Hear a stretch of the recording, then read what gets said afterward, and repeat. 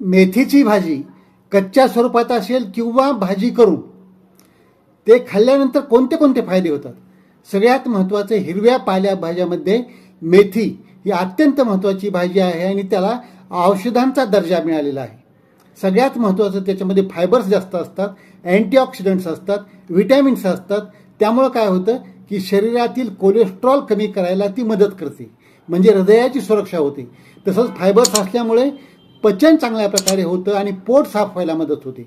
तसंच मेथीच्या भाजीमध्ये ग्लॅक्टोमेनन असल्यामुळं आतड्यांचं आरोग्य चांगलं राहायला पण मदत होते.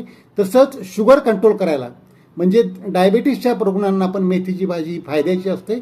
तसंच त्वचा चांगली राहण्याकरता आणि केस चांगले दाट आणि काळे राहण्याकरता, केस गळती न होण्याकरता पण मेथीची भाजी चांगली असते.